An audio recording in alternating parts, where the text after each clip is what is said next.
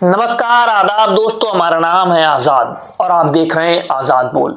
एक बाबा हैं जो कहते हैं कि देश को एक रंग में रंग देना चाहिए, देश को एक धर्म के आधार पर नाप तोल के खड़ा कर देना चाहिए, देश को बना देना चाहिए हिंदू राष्ट्र।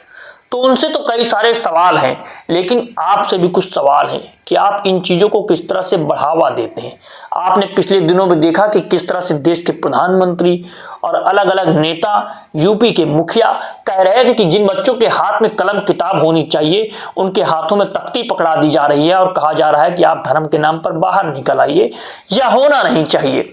कितनी अच्छी बात थी, इसका हमने भी समर्थन किया। हमने खुल करके कहा कि ये सही बात है, इस तरह से नए युवाओं को धर्म के आड़ में नहीं आना चाहिए, धर्म के चुंगल में नहीं फंसना चाहिए, अपनी शिक्षा को देखना चाहिए, अपने रोजगार को देखना चाहिए, आने वाली पीढ़ियों को सुधारना होगा, देश तभी सारी चीजें तरक्की हो सकती है।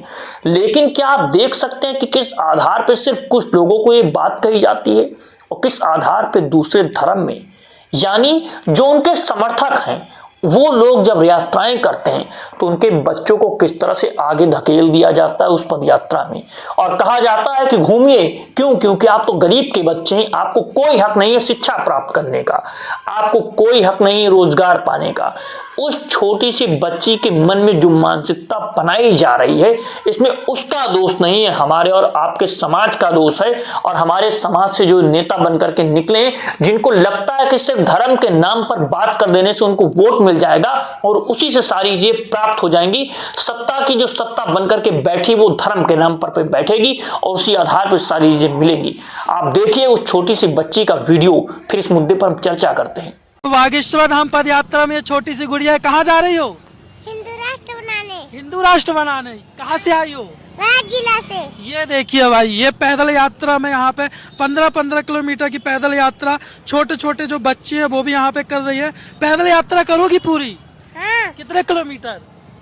15 प्रतिदिन 15 किलोमीटर। ये देख सकते हैं। जय हो, जय हो। तो आपने उस छोटी सी बच्ची का वीडियो देखा जो बता रही कि वह भी 15 किलोमीटर तक जाएगी। उस बच्चे की अपनी कोई समझ नहीं है, ये आपको समझना होगा, हमें भी समझना होगा और देश की जनता को समझना होगा। लेकिन उसके मन के भीतर कैसे सारी चीजें बनाई जा रही हैं, कैसे इन चीजों को बढ़ावा दिया जा रहा है। उसके हाथ में अब कलम नहीं पकड़ाई जाएगी, उसके हाथ में अब सिर्फ तख्ती और चोंगा उड़ा दिया जाएगा और कहा जाएगा कि जाइए और हिंदू राष्ट्र बनाने की घोषणा कर दीजिए और उसी आधार पर सारी चीजें दिखाई दे रही हैं। इन सभी चीजों को आप देखेंगे तो इनको ग्लैमराइज भी किया जा सकता है।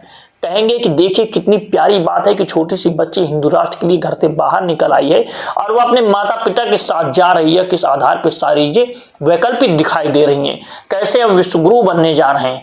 ये सारी चीजों को आप ग्लैमराइज करना छोड़ दीजिए, क्योंकि उस बच्ची के भविष्य को चौपट किया जा रहा है, आम जनता के भविष्य को चौपट किया जा रहा है। वो किसी नेता की बेटी नहीं है, वो किसी मंत्री की बेटी नहीं है, वो किसी प्रधानमंत्री के बेटे नहीं है, किसी सभासद की बेटी नहीं है, वो आम नागरिक की बेटी है, आम देश के जनमानस की बेटी है और उसी आधार पर उसकी मानसिकता को खत्म करने की कोशिश की जा रही है। लोकतंत्र की परिपाटी है, उसको समाप्त करने की कोशिश की जा रही है। नेताओं के अपने बच्चे तो पढ़ते हैं अच्छी अच्छी यूनिवर्सिटियों में, नेताओं के अपने बच्चे तो पढ़ते हैं अच्छी अच्छी जगहों पर, नेताओं के बच्चे किस तरह की नौकरियां करते हैं आप साफ देखते हैं। और अगर वो नौकरी करने के लायक नहीं होते, ज्यादा पढ़ लिख भी नहीं पाते हैं, तो उनको लॉन्च कर दिया जाता है पॉलिटिक्स में, टिकट भी आसानी से मिल जाता है। और कई सारे उदाहरण देख रखे हैं कि किस किस तरह से नेता अपने बच्चों को सेट करने में लगे हुए हैं, वह किस तरीके से देश के नागरिकों का भविष्य चौपट करने में लगे हुए हैं। यह नेतागिरी का ही काम है, इसी आधार पर सारी चीजें देखी जा रही है। तो आप लोगों से हाथ जोड़ के निवेदन है कि ऐसे नेताओं का बहिष्कार कर दीजिए जो आपके बच्चों को इस धर्मांता की आंधी में ढकेल रहे हैं।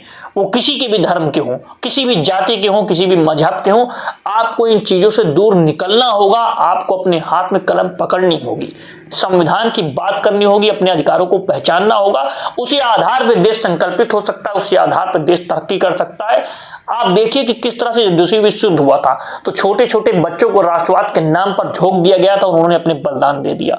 लेकिन क्या वो बलिदान साकार हुआ? किस आधार पर सारी चीजें देखी गई? लेकिन आप इतिहास को पलट करके देखेंगे तो अब वो आपके सामने सारी चीजें स्पष्ट हो जाएंगी। लेकिन उस समय जिन लोगों की आहुति दे दी गई अपने एक फैसले को सुनाने के लिए, अपनी इच्छा शक्ति को सही साबित करने के लिए, क्या उन लोगों का जीवन अब संभल सकता था। ये अब आपको सोचना और समझना है किस आधार पे आप अपने देश की राजनीति को देखना चाहते हैं। मिलता हूं आपसे अगली वीडियो में, अभी के लिए इजाजत दीजिए। जय हिंद, जय भारत, जय संविधान।